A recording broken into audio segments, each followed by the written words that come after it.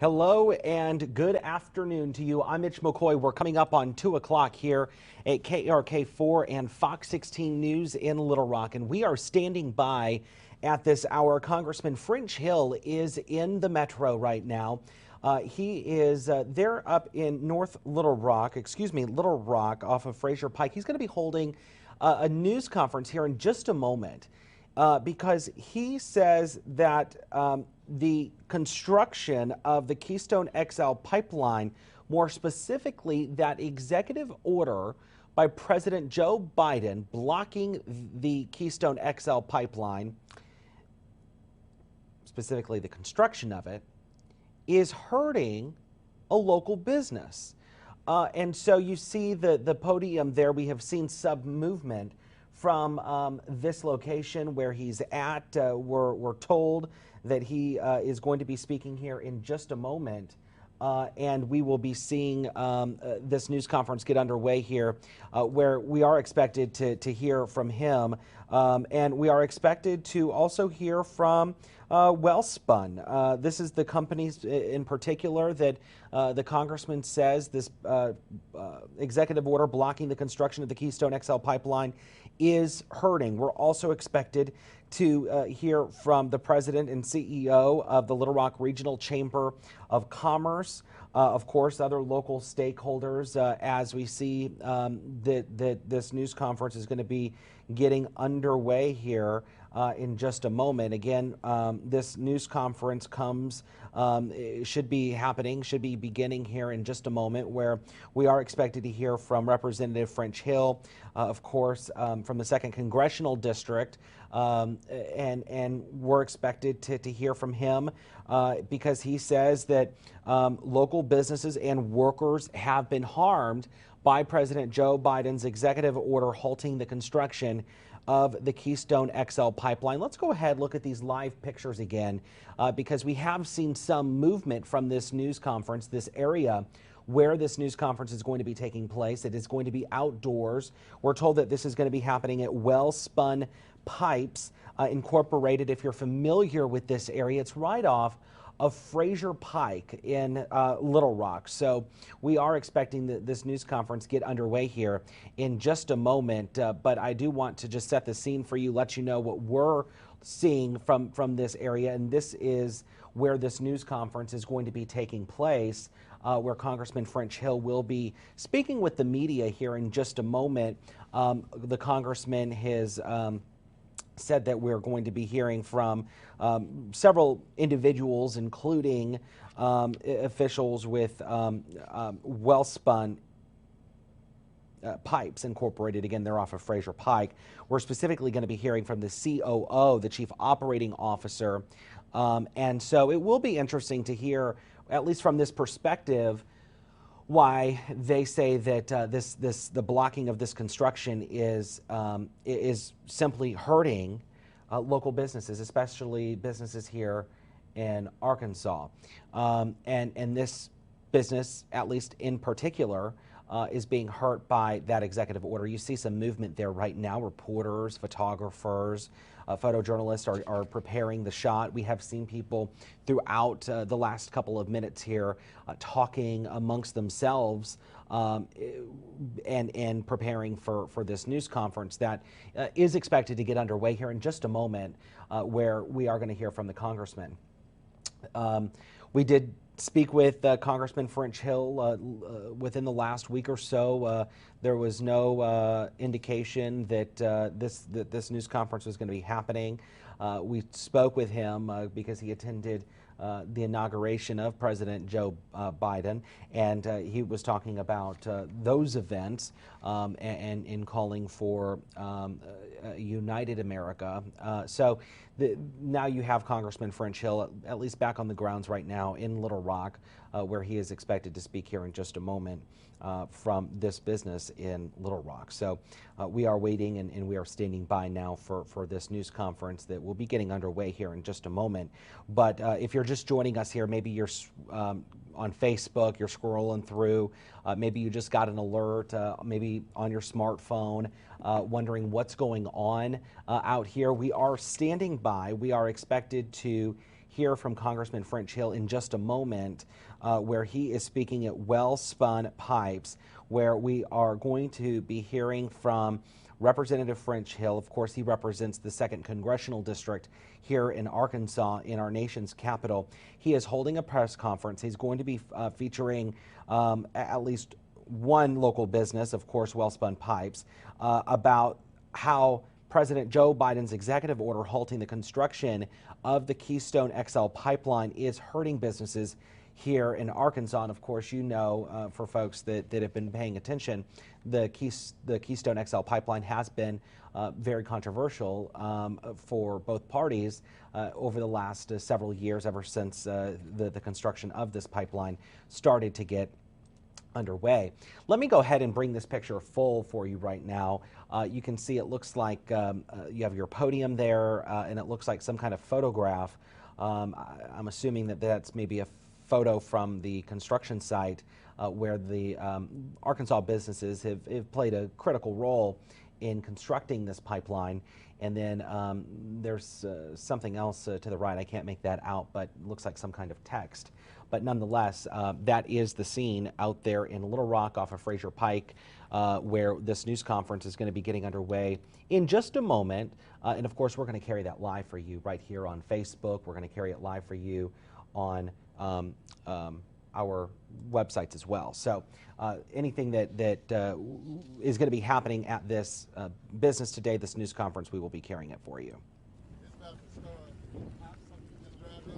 Looks like maybe they were doing some final mic checks, but we do know that at this point there is the congressman right there. He is wearing the looks like the pink or the red tie there, standing in the middle, and if I think that the gentleman to the right is going to be Jay Shashar, the president and the CEO of the Little Rock Chamber of Commerce. So we're going to stay with these pictures here. Of course, you know, for folks that have been following this, the pipe is, I say pipe, the Keystone XL pipeline is almost 1,200 miles, that project. And of course, this business has played such a critical role in that project.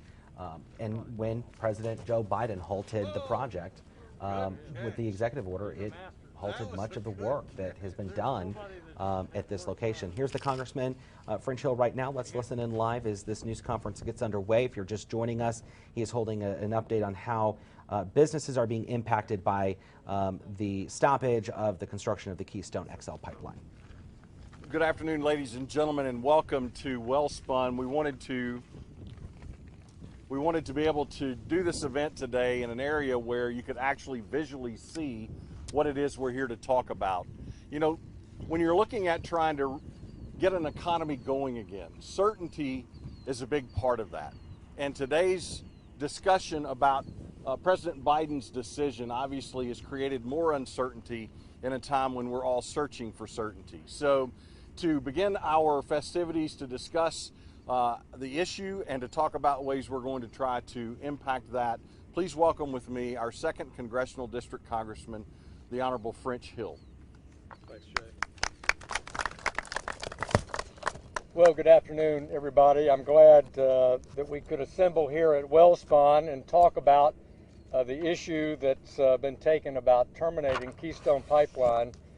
Last week, you know, we got encouraging news here in Arkansas that unemployment in this state had dropped to 4.2%, down from a high of 6.3%.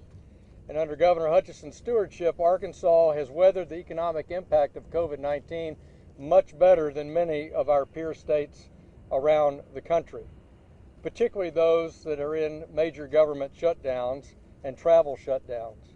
But nonetheless, on a national basis, we've lost some 21 million jobs in April, and by the end of December, we'd only clawed our way back about halfway. We are still short 13 million jobs in this country. And our business sector, our travel and hospitality industries are staggering under the weight of COVID-19. And just this week, the Federal Reserve told us that the economic statistics of the year had moderated in December.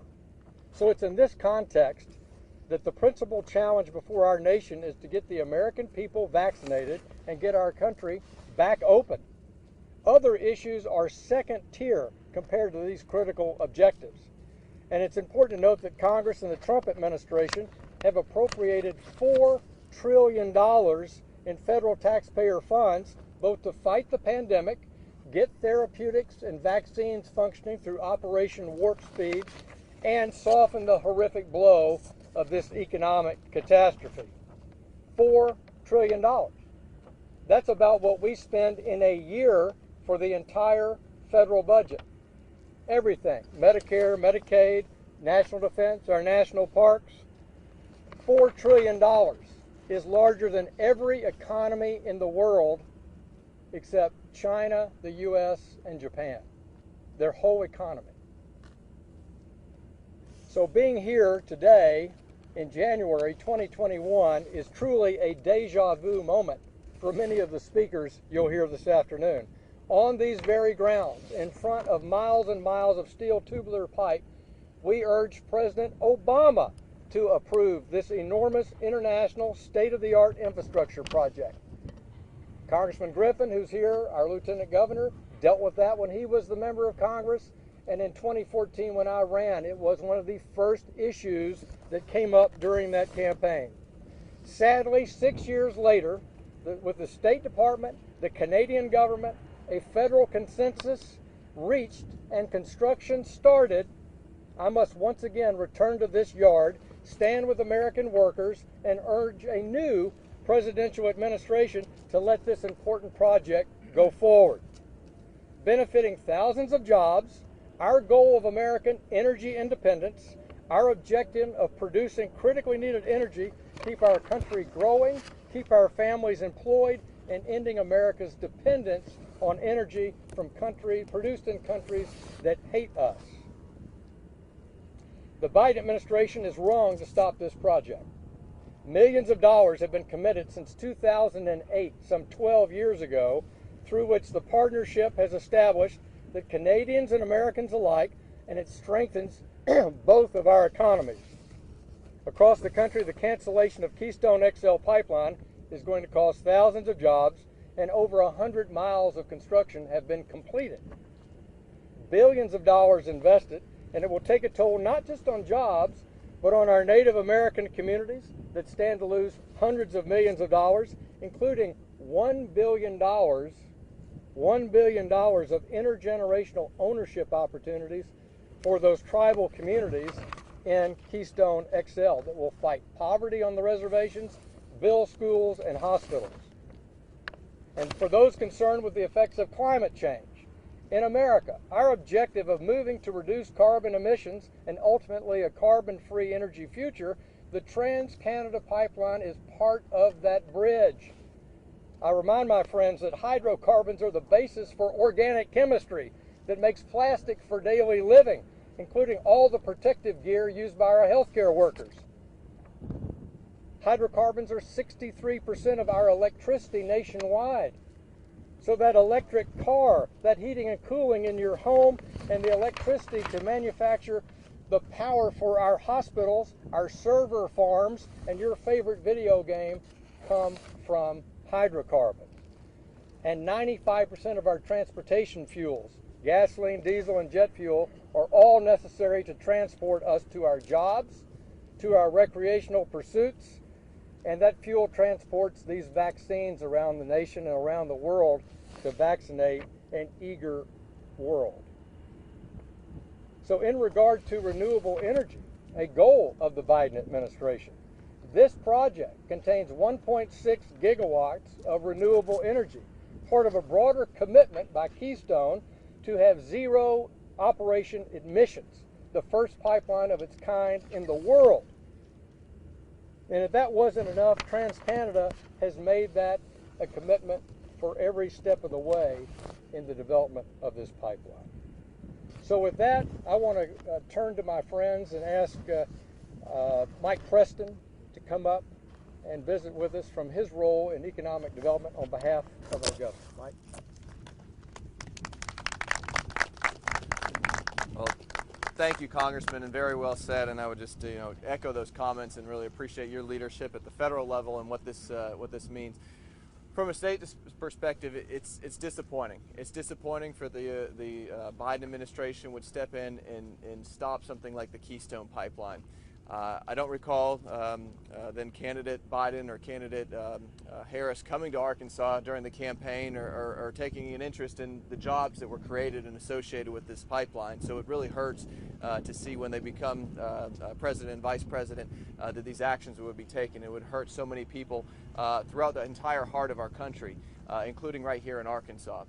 I can't say enough about the work that's been done by Wellspun to create this pipe. And you can see the beautiful pipe behind us, and there's a reason why they're such a good company and a strong company, because they can make such such sustainable pipe that goes into the things that the congressman was talking about reducing CO2 emissions.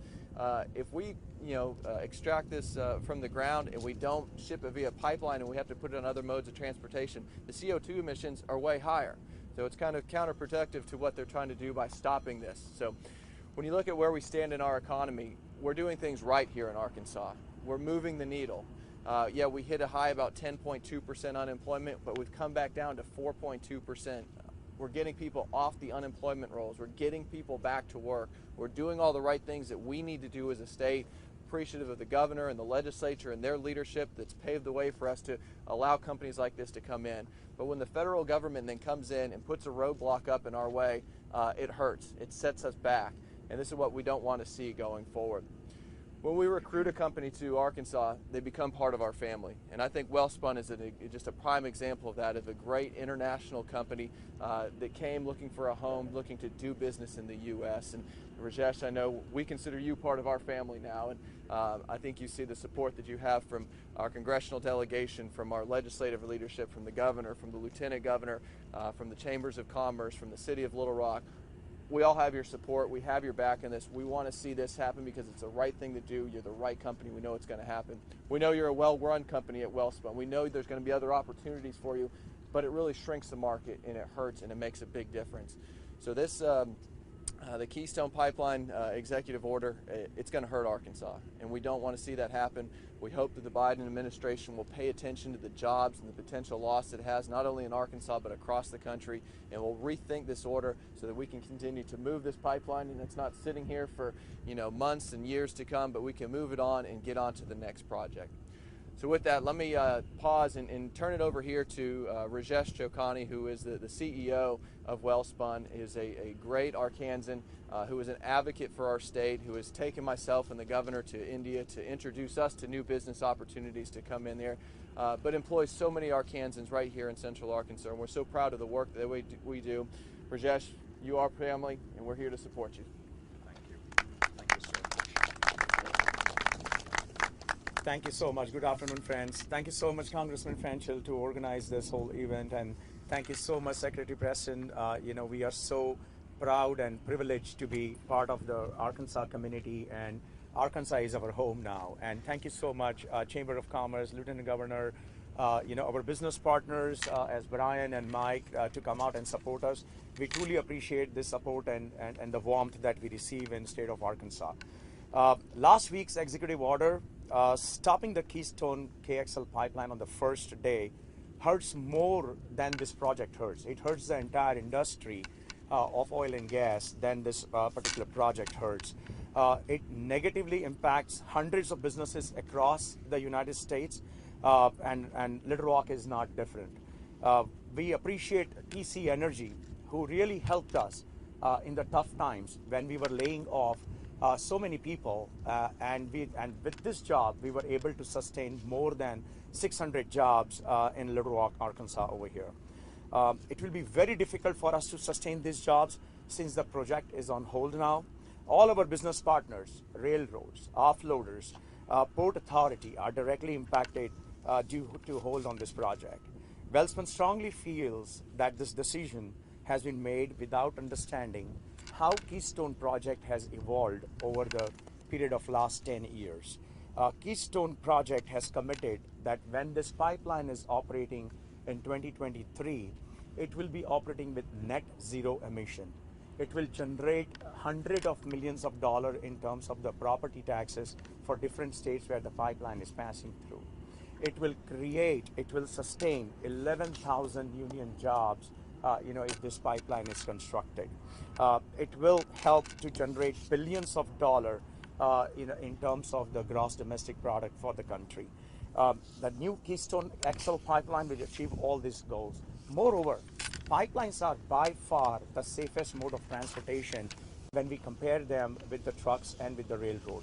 A study was conducted, before even TransCanada or TC Energy committed for the zero emission, that pipelines by far are less than 40% emission when it is compared to rail and the truck. Green renewable energy is very important, and we all should take responsibility to work on it for our future generation to come.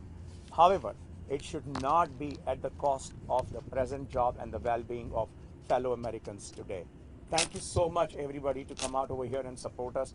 We really appreciate it. Now I would request Mike to give his remark, after me. Thank you so much.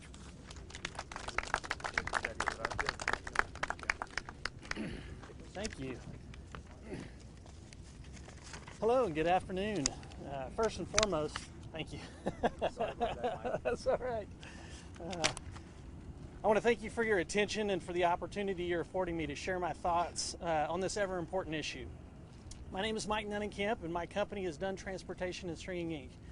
We are a fourth generation family owned and operated business that specialized in pipeline work since 1910 and are based in Sherman, Texas. I've been with Dunn for over 20 years, and I've seen my ups and downs with the pipeline industry.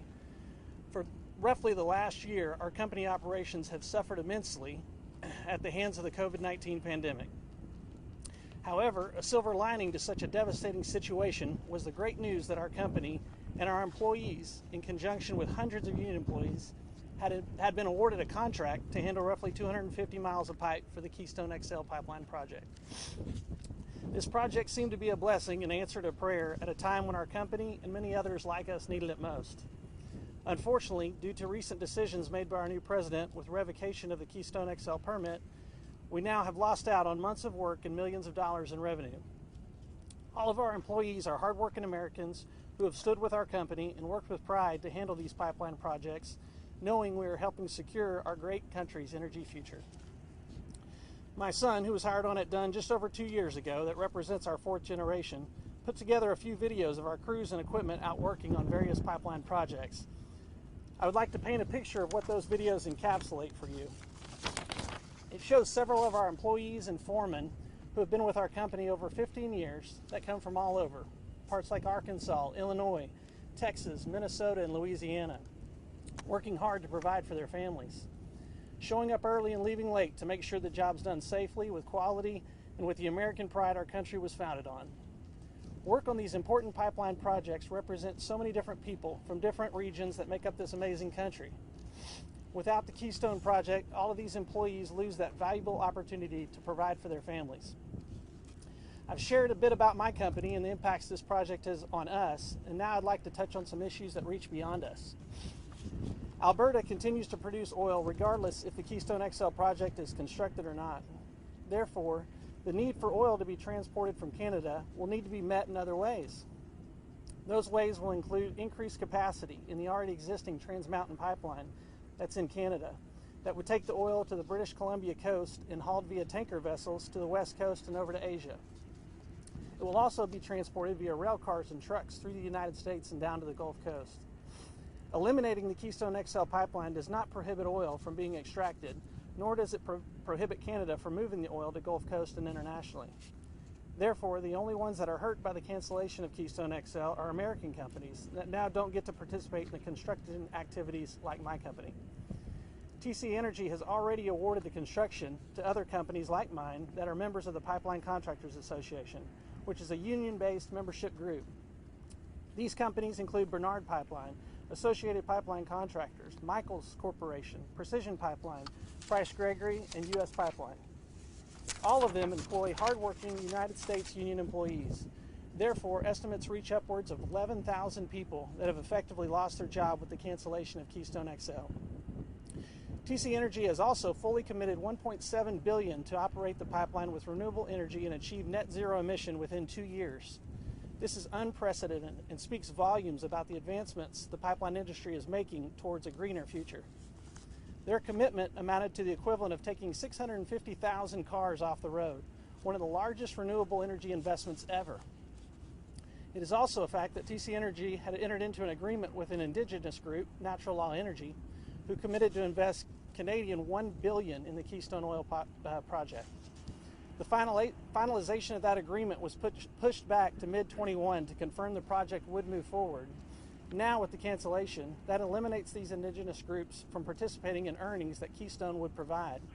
Consequently, this denies them the opportunity to improve their living conditions, hospitals, schools, and overall standard of living.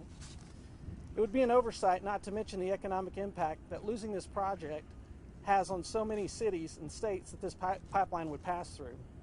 More than $100 million of annual property taxes for rural American communities that could go to fund schools, infrastructure, and roads would be lost. As you can see, the cancellation of this vital project affects multiple people and companies throughout the United States. I saw a quote this morning that sums up kind of what's at the crux of this issue that I want to share with you from the U.S. Chamber of Commerce office. It said, "There's never a good time to disrupt domestic energy production, especially during a pandemic. But doing so at a time when our nation is in need of economic recovery is especially counterproductive and short-sighted." Thanks for your time today, and God bless. Good afternoon. My name is Brian Day, and I'm the director of the Little Rock Port Authority, and I want to thank all of you for coming out today. I want to kind of narrow the conversation to our own backyard. So the Port of Little Rock was created 60 years ago for the sole purpose of growing jobs. Fast forward to today, we're 4,000 acres in size, 42 companies from 5 countries that will soon employ about 7,000 people. Those 7,000 people come from 23 counties. A third of the state of Arkansas comes to the Port of Little Rock every day to make a living. We were so lucky to attract Wellspun. They are an amazing company, and we consider them our flagship industry, our largest employer, our largest user of rail, our largest user of barge, and they made a difference. Rajesh and his team could have located anywhere in the world, but they chose Little Rock, Arkansas to do business because they liked what they see. We, in turn, as a community, must support them. And I'm here to say today that decisions from Washington have local impacts.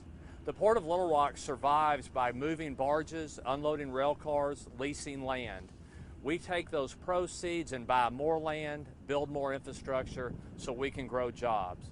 When Wellspun came and became a large rail user, a large employer, and a large user of barges, it made a difference. And look at what we've done today. We have expanded and grown, and we are the hot commodity in the region right now because of companies like Wellspun. This decision will hurt, and we are going to have to tighten our belts at the port until we can figure out what to do because of the decisions to stop this project. We will be fine. Wellspun is an amazing company, and they will be fine, but it will make a difference, and that's what I want each of you to remember today, that it is a local impact. Not just the port, but the truck drivers, the vendors, the equipment rental companies, the caterers, all of these small businesses that can thrive on this pipeline project are going to be impacted. And we've got to find a way to open these conversations and continue this project so Wellspun, the Port of Little Rock, and all those other industries can continue to thrive and grow. So that's all I have to say today, but I want you to remember when you think about it that it is a national impact, it's a global impact, but it also hurts our local community. I now would like to invite Fred Long, the port stevedore with Logistics Services, Inc., to come up and say a few words. Thank you.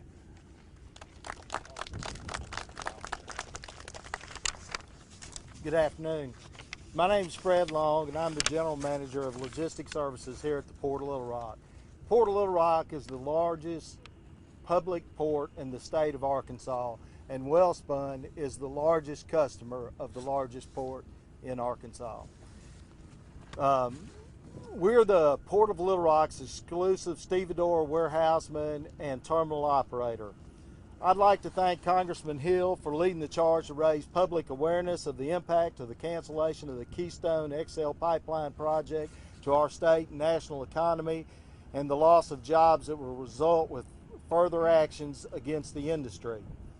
Since Wellspun arrived in 2007 and we worked their first barge of pipe that they welded and coated, They've had an enormous positive economic impact for the local and state economy and provided support throughout the area with their tax revenues and philanthropic endeavors. We're extremely proud of Rajesh and are proud of our partnership with Wellspun. So I have a few items I'd like to discuss that are significant impact that Wellspun has, not just here at the Port of Little Rock, but for all the stakeholders on the MCARNS, which is the McClellan-Kerr Arkansas River Navigational System. Since Wellspun began pipe production, barge activity at the port has doubled to an average of over 450 barges per year, with a high of 551 in 2018. For the 5 years, 2016 through 2020, the port's docks unloaded 1,071 barges with 1.7 million tons of steel coils for Wellspun. That represented 46% of all the dock activity. Wellspun's presence has helped LSI grow to 28 full-time jobs, a number of as-needed casual jobs, and has led to us making extensive capital investment in crane and other stevedoring gear. Wellspun's barge activity level has necessitated additional port infrastructure, such as additional storage tracks that can handle unit trains, and a new dock that represent over $10 million in capital investment. Wellspun is the port's largest rail user, as Brian said, but significantly, they've loaded over 20,000 rail cars in this 5-year period, 2016 through 2020. So not only do they support the staff of the Little Rock Port Authority and are a major player with the Class 1 railroads here. Wellspun also helps keep waterborne commerce economically competitive on the MCARNS, as their barges and transportation revenue support the entire river system, allowing other river users to benefit from lower transportation costs, and has helped improve reliability on the river. Based on numbers provided by the Arkansas Waterways Commission for the 5-year period 2016 through 2020, the inbound barges of steel coils only from Wellspun accounted for 1 out of every 12 barges that were loaded that came up the Arkansas segment of the river. In 2019, they accounted for 1 out of every 7 loaded barges that came up the rivers.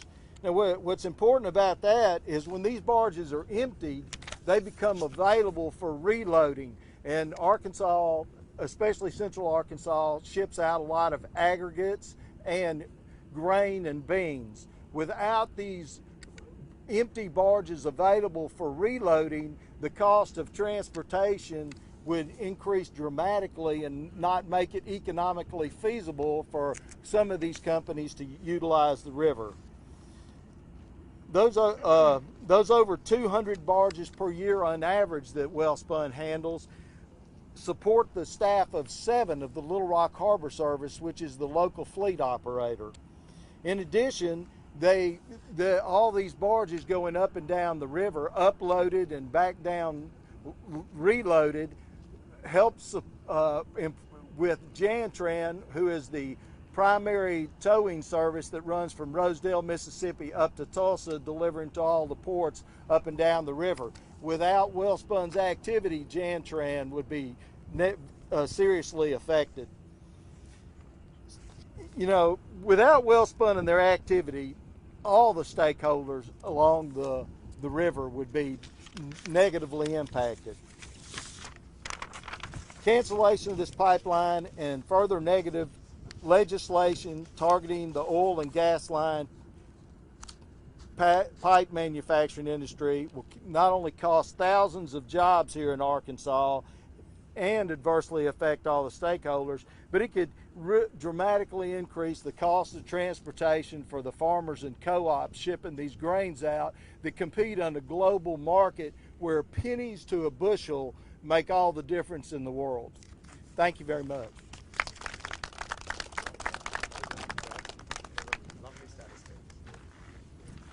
So it's not just what's happening on this ground that this decision has impacted.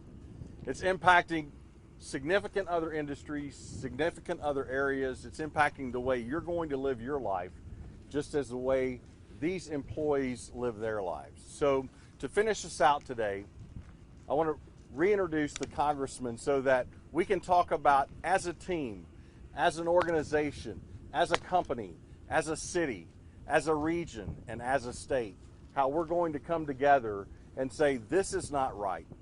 It's not right at this moment in time. It wasn't right 5 years ago, and it certainly won't be right for our future. Congressman?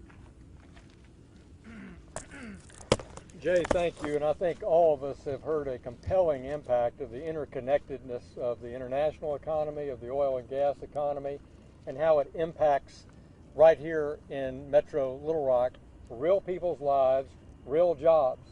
The bottom line is I share Prime Minister Trudeau's view about this decision. Disappointment.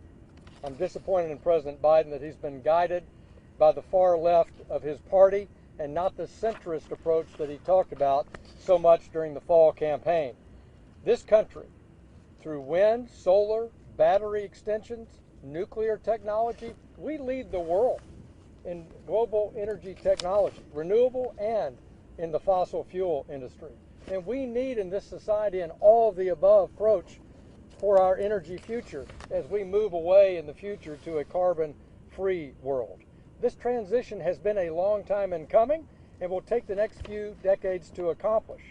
And to make a precipitous decision purely for political reasons that raises energy costs for all American families, raises costs and costs the jobs of American workers, and breaks long-standing international agreements with our neighbor to the north is just not right.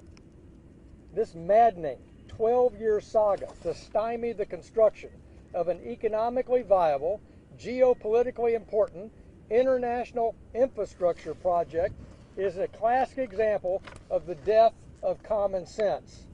Phil Howard's great landmark book in 1995 detailing how the federal bureaucracy crushes success and opportunity through red tape and perpetual buck passing. It also demonstrates once again that executive orders by any president of any political party are not the way to govern our country.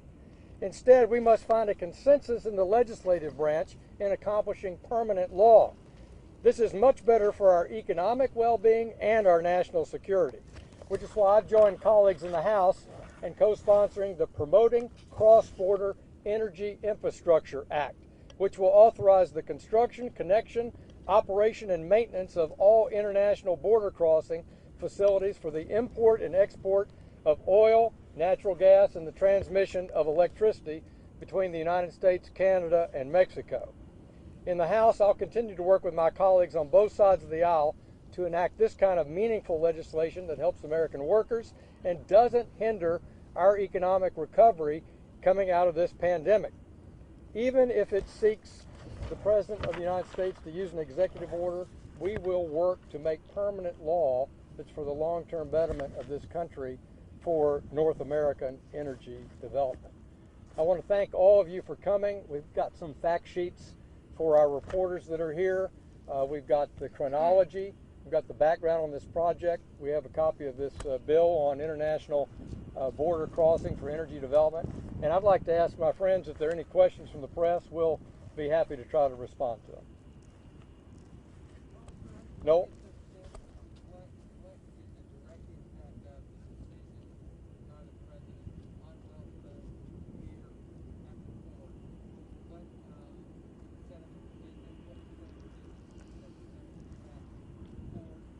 So the specific impact today at Wellspun? Rajesh, yeah. So the impact is, as I mentioned earlier, that this project came in at the right time when we were in the laying off mode of our employees, and this project helped us sustain 600 jobs. Now, if this project is held up over here, it will be very challenging for us to sustain those jobs, in continuity. And look at the bigger impact. Almost 500,000 tons of pipe is sitting on the ground, for this project. And if this project is completely cancelled, all that pipe will hit the market, and then it will be so difficult for us to grab new opportunities or grab new projects because this pipe will be in the market, out for sale. So the impact is really far, far bigger than what we see it today. Sorry? How much did you sell, and then how much is on the ground? Okay, I don't have the statistics on top of my head, so all this pipe that is there is already sold to TC Energy. All this pipe here? Yes. All the pipes that you're seeing behind me are all sold to TC Energy already. So they pay? Yes. So this pipe will have to go to other places where now it's not. Correct. I would just add that in these executive orders that we've seen in the last few days of the early days of the Biden administration, they've put a target on the energy industry in the United States by canceling federal leases on federal lands and offshore, and they've put a target on just energy development period, and that's going to impact, as Mike said, the pipeline development industry across the country.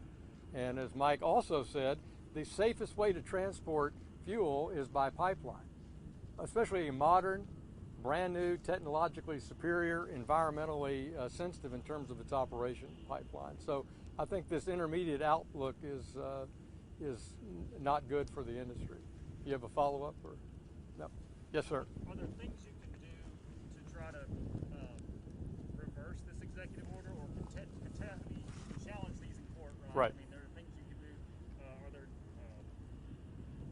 What can you do about this? No, it's a key question. First of all, the Canadians and the province of Alberta, of course, want this to go forward. The Native American on both sides of the border would like it to go forward. The state of Nebraska, of course, has signed off on this, and everything is complete. So I think it is political pressure.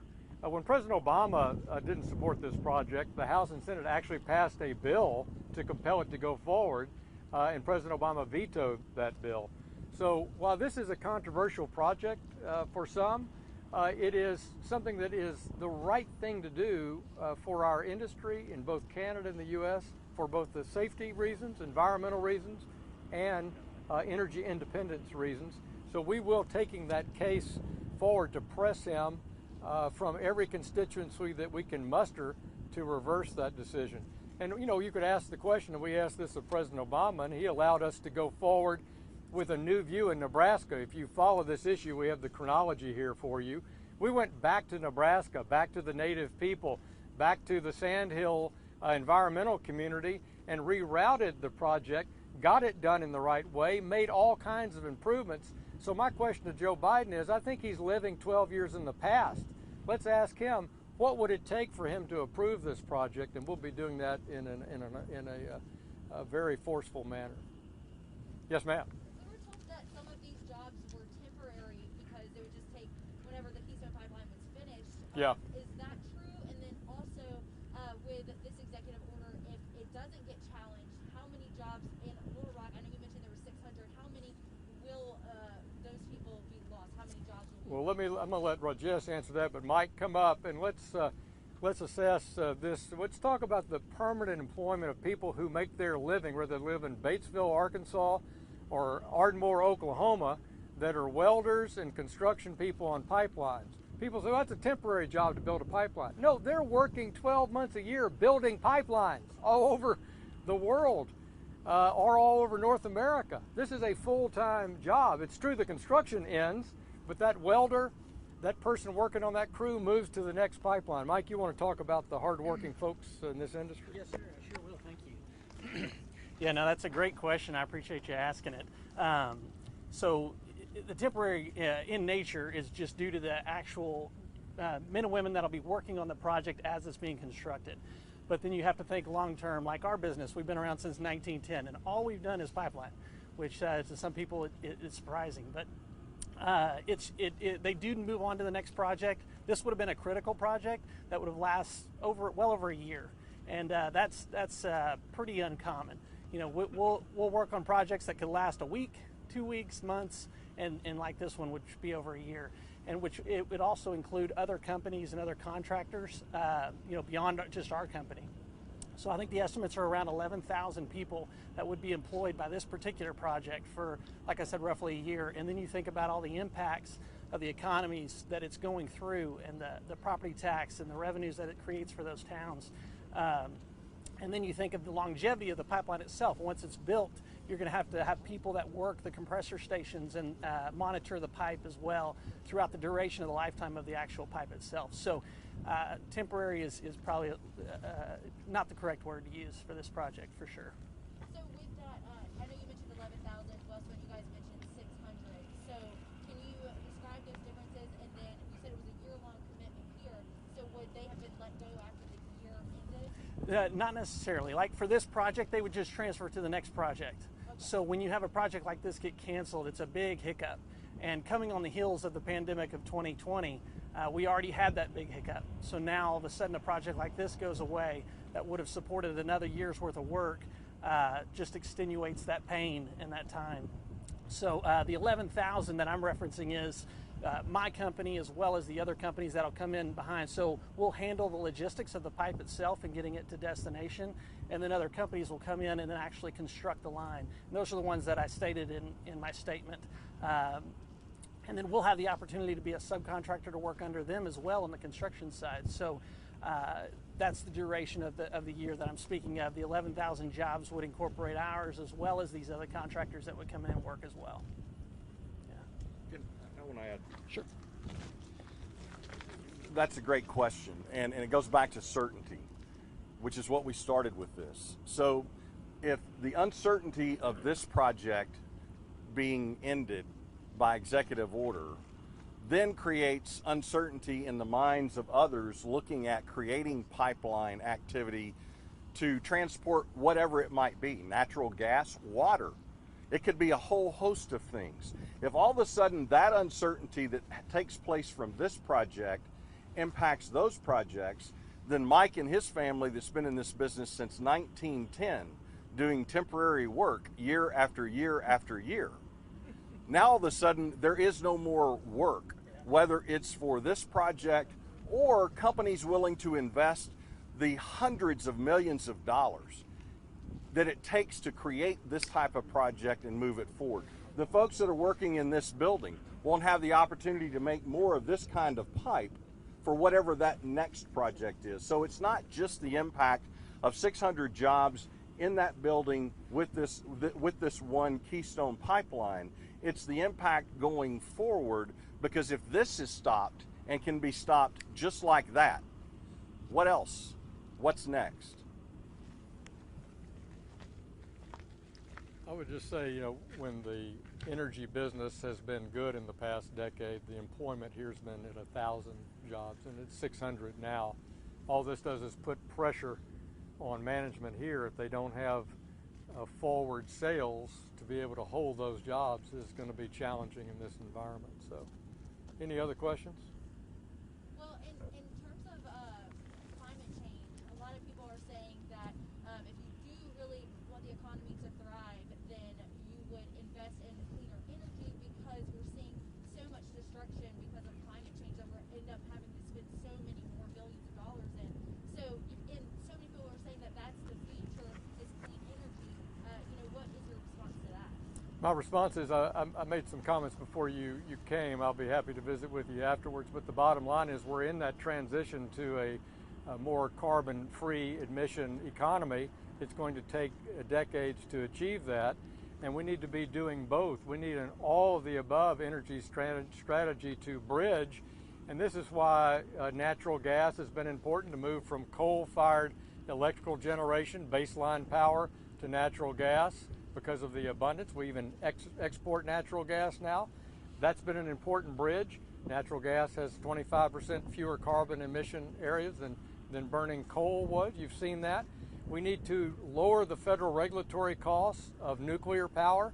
We're blessed to have about 19% of our power in Arkansas from nuclear, and the Trump administration very wisely extended the reactor life to 80 years for our nuclear power industry in the United States. That in and of itself is an amazing statement for the environment, for carbon free, because nuclear power, of course, is the most carbon zero power, and we need to lower those costs and bridge there. And then we spend $600 million a year in this country as the leader in the world in battery research, and you're seeing the benefits of that, not just in cars and car life and car mileage, but now you're seeing industrial battery storage that's allowing Entergy or the Arkansas Electric Co-ops to actually have some generate solar and then store it for a few hours, and in the years ahead that's going to grow. So we're in a bridging environment, and if you're going to continue to produce fossil fuels, which we're going to, 95% of all of our fuel, 63% of all of our electricity generated, that's not going to change overnight, and therefore what's the safest, cleanest way to produce fossil fuel energy? Obviously, we've seen how to do that in the production side. When it comes to the transportation, these clean, modern, brand new pipelines are the best way to transport it. Anybody else? We want to thank you all for being here. I want to thank my colleagues for being here. It's important that we work together as a community, as a business community, to work to advocate for reversing the decision by the Biden administration. Thanks for coming out today. Appreciate everybody's attendance, and we'll be happy to stay and visit.